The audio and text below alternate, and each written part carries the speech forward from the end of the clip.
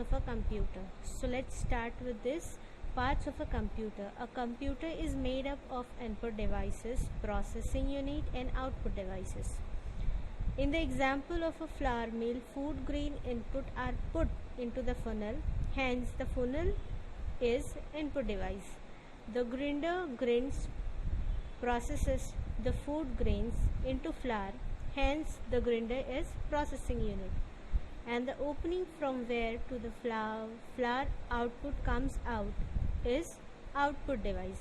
In our previous video we have seen the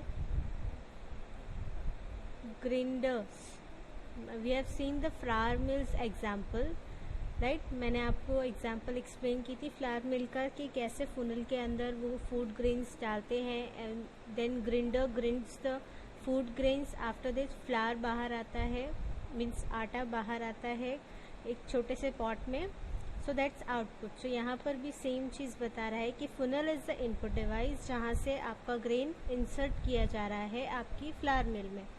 after that process जो होता है grinder के थ्रू होता है, जो फ्लावर मिल के अंदर ग्रिंडर होता है, मिक्सर होता है, उसके ज़रिए क्या होता है ग्रेन के ऊपर प्रोसेस होता है. आफ्टर दैट प्रोसेस होने के बाद जो आटा फ्लावर निकलता है, जो शो होता है हमको आउटसाइड आता है, बाहर आता है, it's your output device.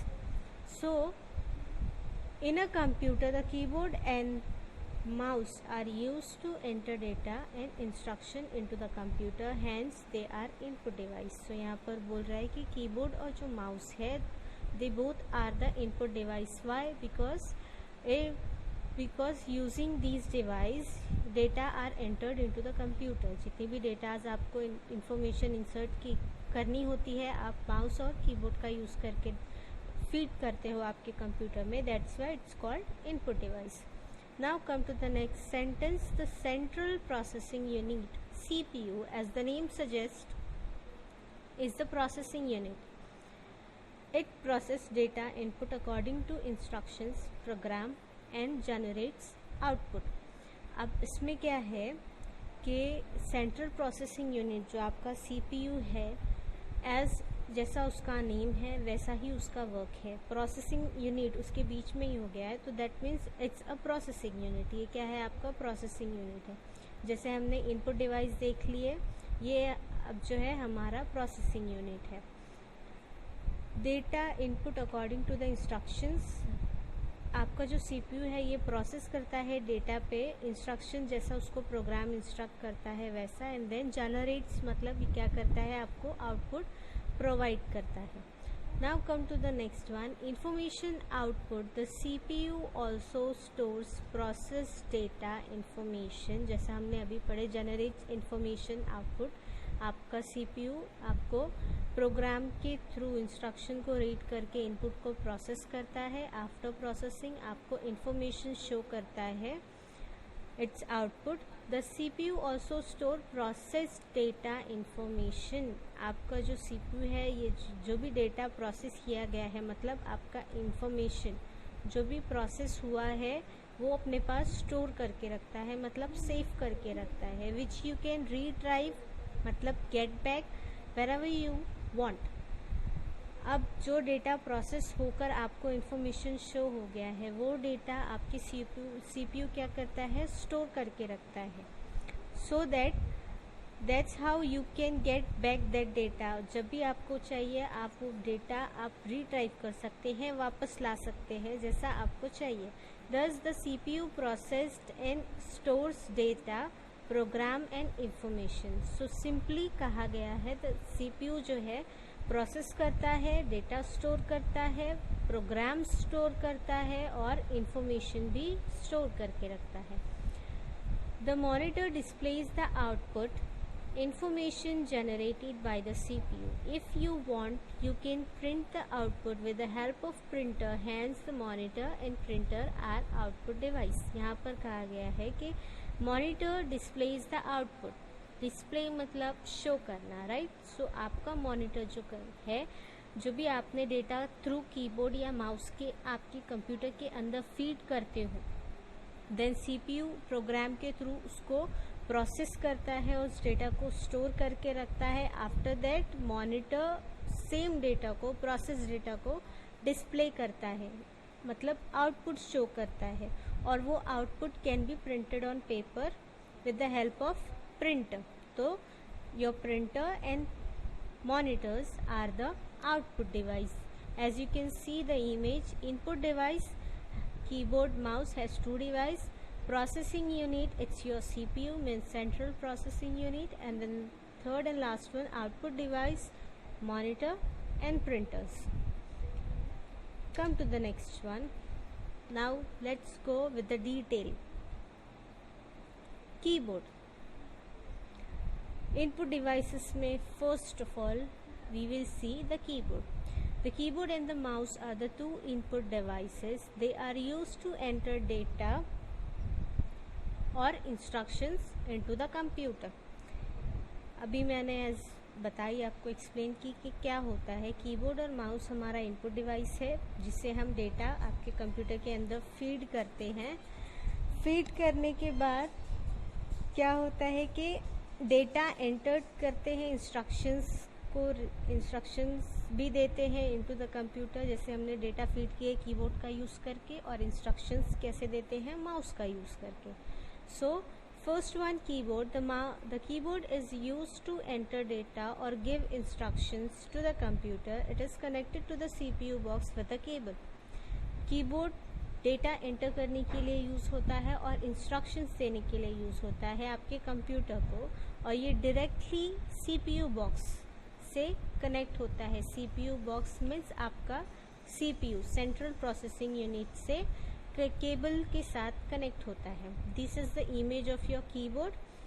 So your keyboard has many parts. The keyboard is a flat rectangular board, exactly as you can see the image, with more than 100 keys on it. These keys can be classified as follows.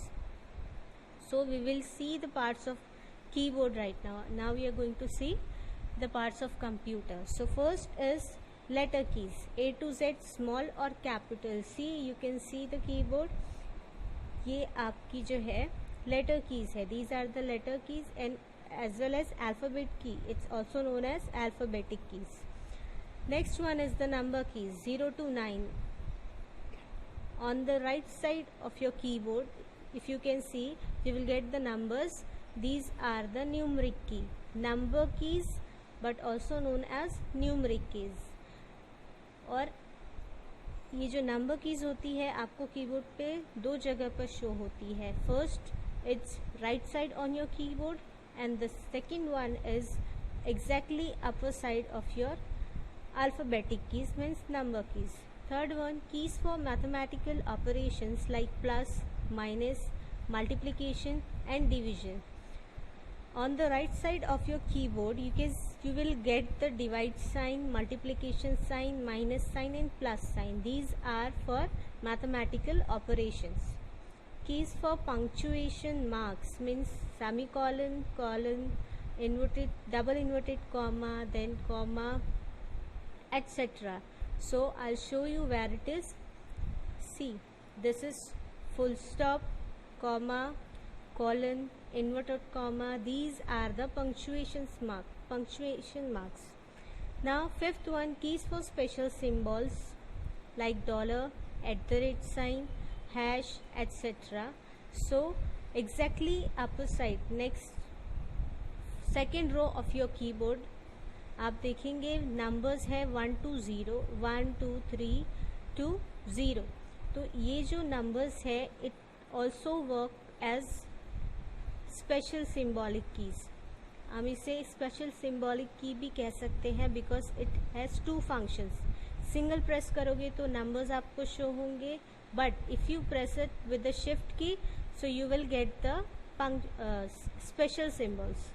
Now come to the sixth one, cursor keys, means arrow keys as well as known as arrow key. These are the arrow key which show you the directions of your cursor or your keyboard, or it's used to go up, down and left and right.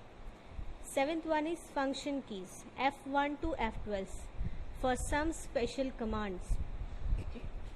For some special command, जैसे कि आपको shortcut keys कह सकते हैं हम, कि आपको अगर कोई फाइल क्लोज करनी है तो आप F4 कर लो, आपको अगर आपकी फाइल से रिलेटेड हेल्प चाहिए तो आप F1 प्रेस कर दो। तो work these kinds of commands are use with F1 to F12 keys.